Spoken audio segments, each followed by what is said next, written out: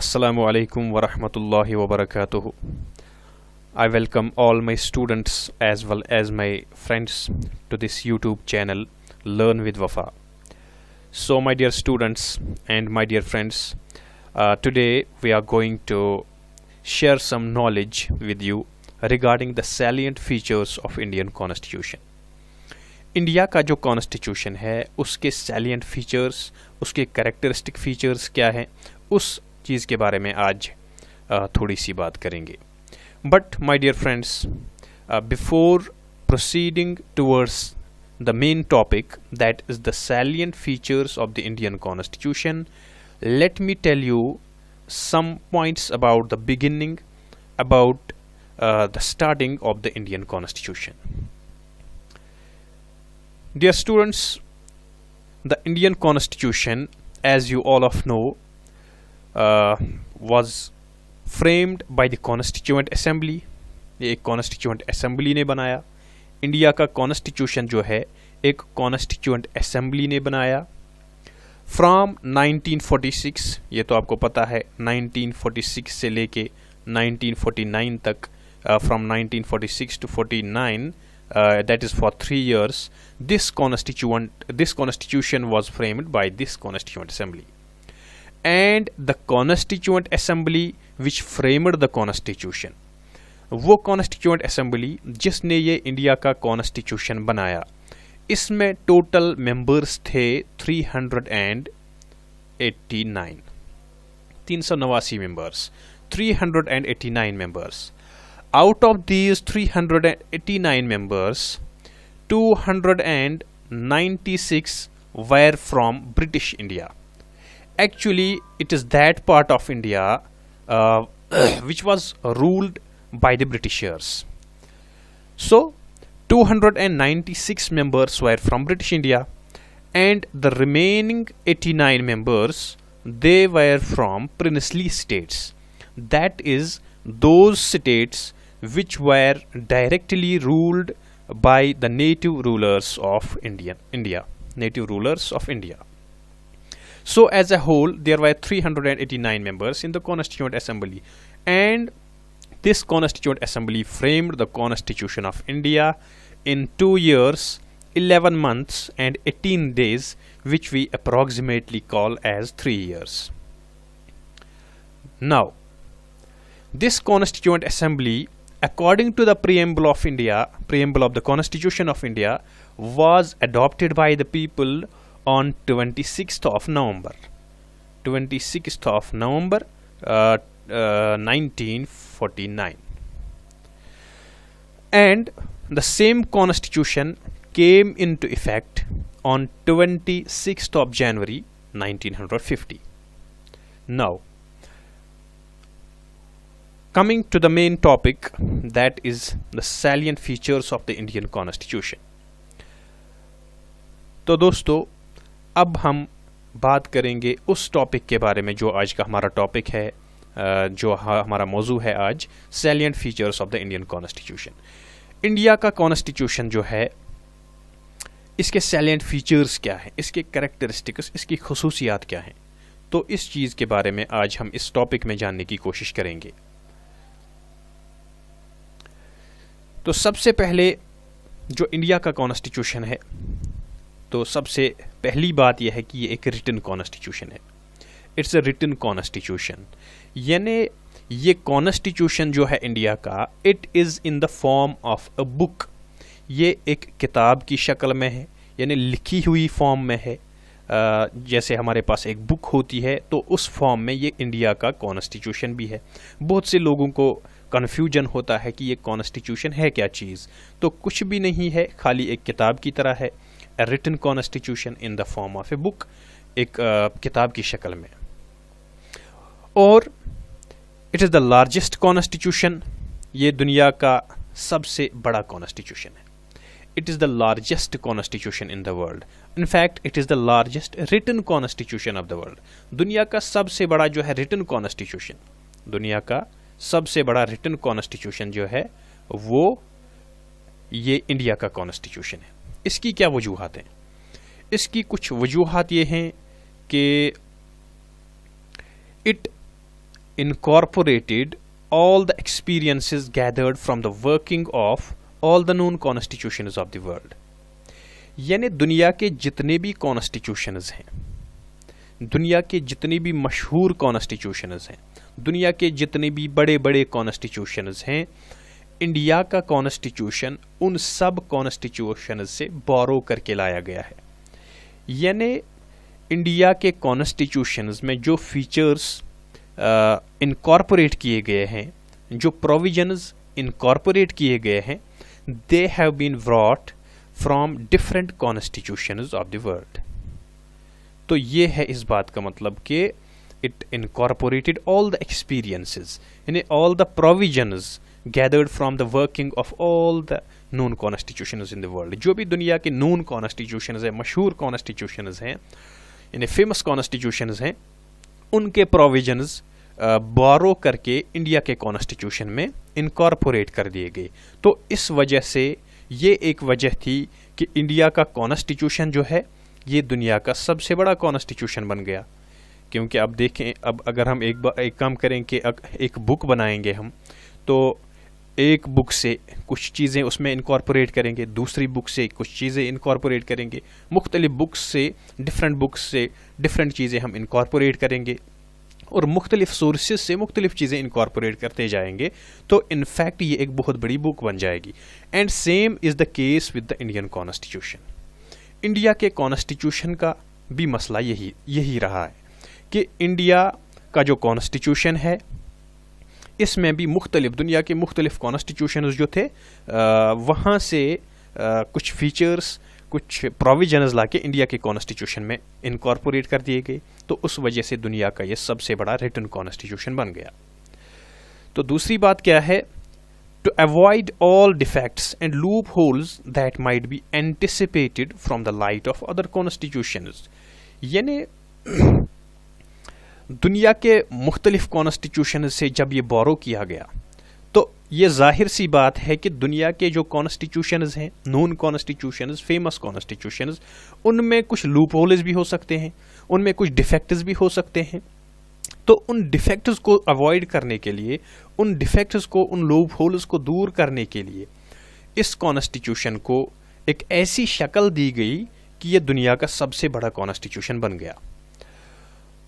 और एक वजह यह है टू मिनिमाइज अनसर्टेनिटी। इसका मतलब ये चीज़ है कि इंडिया के कॉन्स्टिट्यूशन को लेंथी इसलिए बनाया गया कि ताकि किसी को कल अनसर्टेनिटी ना हो, कोई अनसर्टेनिटी ना हो, कोई प्रॉब्लम ना हो समझने में। यानी इंडिया के कॉन्स्टिट्यूशन का जो एक प्रोविजन है यह इंडिया का हर कोई सिटीजन समझ सके। Every provision of the Indian constitution must be comprehensive। यानी एवरी प्रोविजन जो है इंडियन कॉन्स्टिट्यूशन का वो हर एक सिटीजन जो है इंडिया का वो समझे। तो इस चीज़ को इसलिए एक काम किया गया कि हर कोई प्रोविजन जो है इंडियन कॉन्स्टिट्यूशन का उसको एक्सप्लेन करके लिखा गया। तो this thing also made it the largest constitution of the world, lengthy constitution of the world. इसके बाद और एक वजह यह भी है कि इंडिया का कॉन्स्टिट्यूशन क्यों एक लेंथी कॉन्स्टिट्यूशन है। It is because majority of the provisions were borrowed from the government of India act 1935।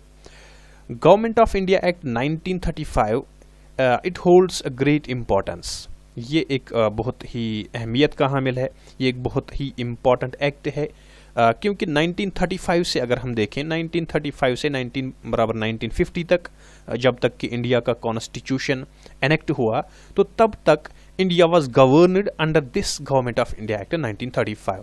इसी एक्ट के जो प्रोविजंस थे उनके अंडर इंडिया को गवर्न किया जाता था। तो इसलिए लोगों को ये गवर्नमेंट ऑफ इंडिया एक्ट 1935 जो है, लोग इससे फेमिलियर थे, इस सिस्टम से फेमिलियर थे जो system government of India act 1935 ने प्रोवाइड किया था। तो चूंकि जो ये 1935 का एक्ट था, गवर्नमेंट ऑफ इंडिया एक्ट 1935, जिसकी हम अभी बात कर रहे थे, the people of India they were already familiar with this existing system. जो गवर्नेंस का सिस्टम इस गवर्नमेंट ऑफ इंडिया एक्ट 1935 ने प्रोवाइड किया था, लोगों को वो सिस्टम वो इस सिस्टम से फेमिलियर थे।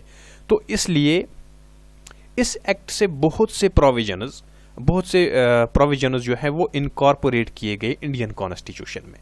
And that is also one of the reasons why this constitution of India became one of the lengthiest constitutions of the world.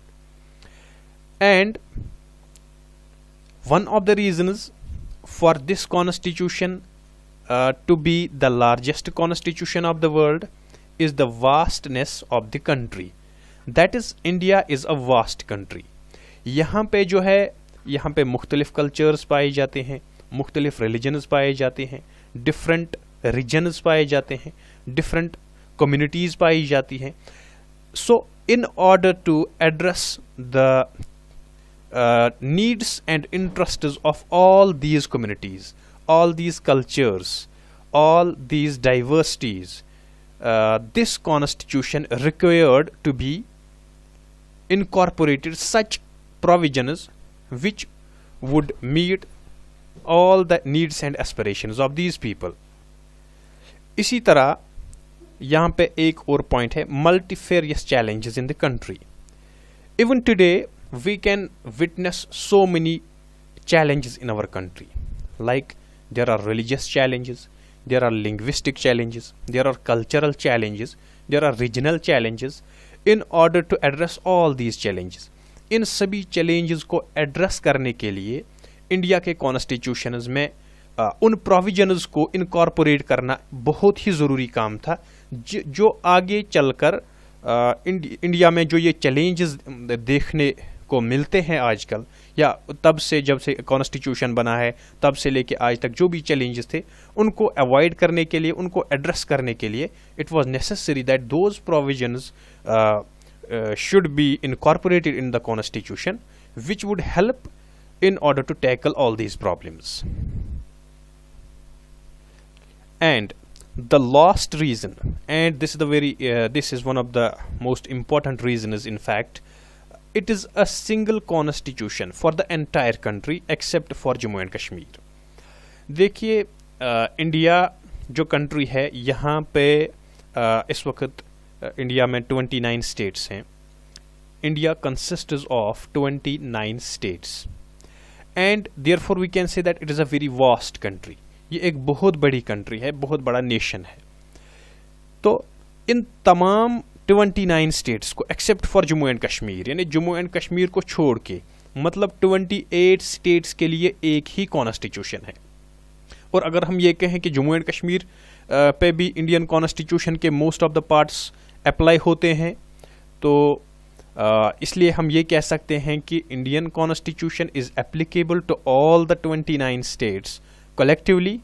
So it is a single constitution for such a large country, for the entire country, and therefore in order to meet the interests of all the people, that is 125 crores of people, this constitution has to be lengthy. इस constitution का lengthy होना इस चीज से भी जरूरी है. तो ये कुछ वजूहात हैं जिनकी बिना पर इंडिया का कॉन्स्टिट्यूशन जो है वो एक लेंथी कॉन्स्टिट्यूशन है और largest constitution of the world. In fact it is the largest constitution of the world, largest written constitution of the world. तो इसके बाद इंडियन कॉन्स्टिट्यूशन का एक अहम जो फीचर है वो ये है कि Indian constitution is both rigid and flexible. So dear friends, before proceeding let us try to understand what is a rigid constitution and what is a flexible constitution. A rigid constitution means a constitution where a special procedure for amending the constitution is adopted. यानी इसका मतलब यह है कि rigid constitution वो constitution होता है जहां पर एक स्पेशल प्रोसीजर फॉलो किया जाता है कॉन्स्टिट्यूशन को अमेंड करने में, यानी कॉन्स्टिट्यूशन में अगर किसी किस्म की चेंज लानी हो, किसी किस्म का अमेंडमेंट चाहिए, किसी भी किस्म की चेंज लानी हो, किसी भी किस्म की चेंज करनी हो, तो उस वो चेंज करने के लिए, वो अमेंडमेंट करने के लिए कॉन्स्टिट्यूशन में एक स्पेशल प्रोसीजर और we can say that a difficult procedure is followed. This is what makes a constitution a rigid constitution. ये चीज, ये अमेंडिंग प्रोसीजर जो होता है, इसी चीज पे डिपेंड होता है कि एक कॉन्स्टिट्यूशन रिजिड होगा या एक कॉन्स्टिट्यूशन फ्लेक्सिबल होगा. अब अगर अमेंडिंग प्रोसीजर, जो procedure for amendment of the constitution, अगर ये प्रोसीजर कुछ डिफिकल्ट प्रोसीजर हुआ तो फिर ये रिजिड कॉन्स्टिट्यूशन होगा. इसी तरह से फ्लेक्सिबल कॉन्स्टिट्यूशन वो कॉन्स्टिट्यूशन होता है जहां पे एक ऑर्डिनरी प्रोसीजर फॉलो किया जाता है, एक सिंपल प्रोसीजर फॉलो किया जाता है कॉन्स्टिट्यूशन को अमेंड करने में, तो ये एक फ्लेक्सिबल कॉन्स्टिट्यूशन होता है. This is the difference between a flexible and a rigid constitution. Now when we say that Indian constitution is both rigid and flexible, what does it mean? Does it mean that Indian constitution has a special procedure as well as an ordinary procedure for its amendment? No. The answer is a big no. यहाँ पे क्या बात है कि Indian constitution flexible इसलिए है, flexible जो है इस वजह से है इंडियन कॉन्स्टिट्यूशन. इसकी वजह ये है कि अगर हम कॉन्स्टिट्यूशन के एनेक्ट होने के बाद, यानी 26 ऑफ जनवरी 1950 के बाद अगर हम आज तक देखें, more than 110 amendments have been carried out in the Indian constitution. India के कॉन्स्टिट्यूशन में 26 जनवरी 1950 से लेके आज तक तकरीबन 110 अमेंडमेंट्स से ज़्यादा अमेंडमेंट्स हुए हैं. तो इस वजह से हम कह सकते हैं कि इंडिया का कॉन्स्टिट्यूशन जो है ये एक फ्लेक्सिबल कॉन्स्टिट्यूशन है. ये एक ऐसा कॉन्स्टिट्यूशन है जहाँ पे कॉन्स्टिट्यूशन का अमेंडमेंट करना, कैरी आउट करना, ये एक आसान काम है. लेकिन इसके साथ साथ अगर हम देखें इंडिया का कॉन्स्टिट्यूशन जो वो रिजिड भी है. ये एक ऐसा कॉन्स्टिट्यूशन है जहाँ पे कॉन्स्टिट्यूशन का अमेंडमेंट करना आसान भी नहीं है, क्योंकि इंडिया का कॉन्स्टिट्यूशन जो है it follows a special procedure, rather it follows a difficult procedure.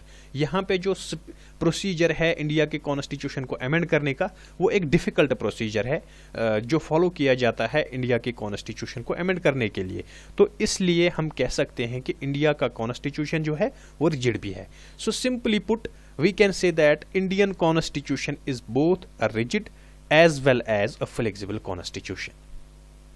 Now, I hope you might have understood this feature of the constitution as well, that Indian constitution is partly flexible and partly rigid. ये partly rigid भी है, partly flexible है, or we can say that this constitution is a mixture of flexibility and rigidity. इसके बाद Indian constitution का जो एक और अहम फीचर है वो यह है कि इंडिया का कॉन्स्टिट्यूशन जो है ये प्रोवाइड करता है हमें एक federal system. Indian constitution provides for a federal system. Now what is this federal system? It is very easy to understand. This federal system means a system where there is a division of powers between the center and states. एक ऐसा system, एक ऐसा governance system, एक ऐसा system जहाँ पे division of powers होता है between the centre and the states.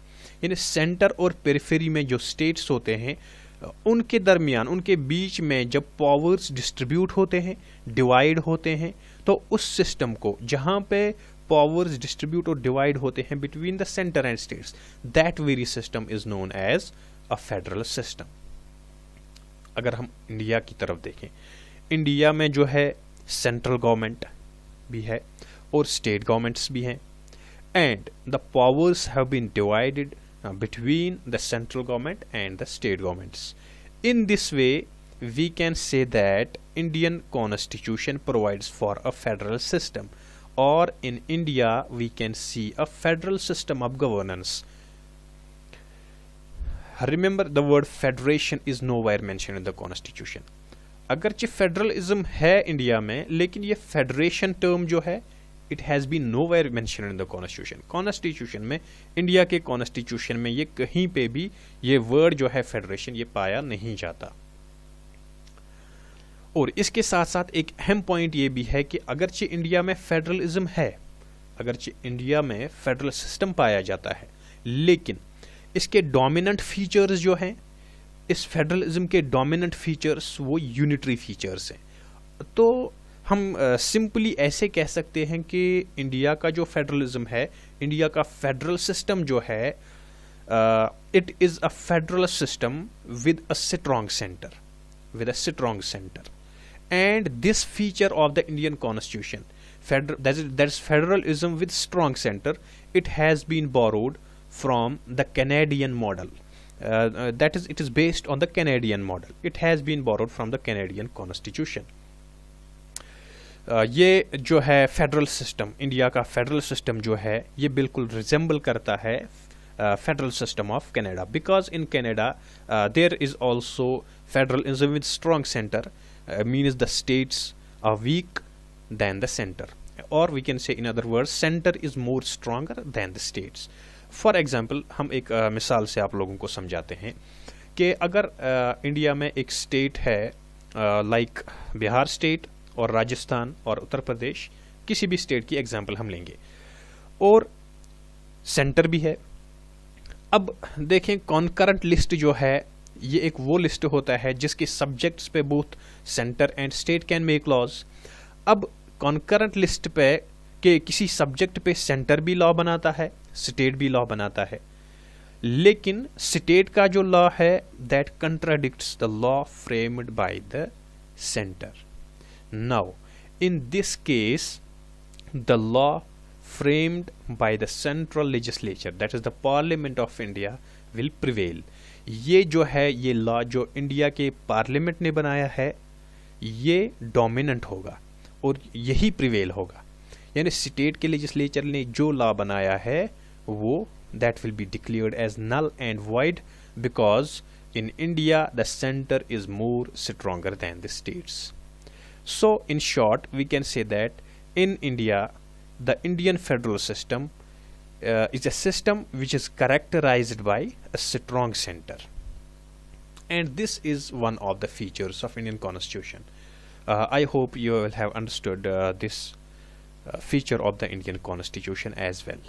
Now moving towards another feature of the Indian Constitution, that's parliamentary form of government. Now the Indian Constitution provides a parliamentary form of government. So before proceeding again, we would like to explain to you the meaning of parliamentary form of government. What is this parliamentary form of government? A parliamentary system of government can be defined as that form of government where the executive is responsible to the legislature.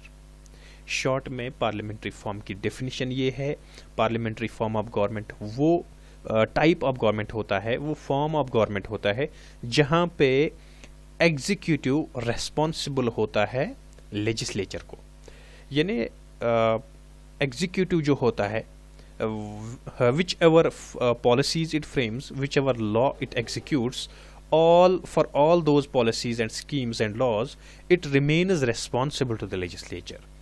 ये executive जो होता है ये responsible होता है towards the legislature, and this system where the executive is responsible to the legislature, that system of government is known as parliamentary system of government.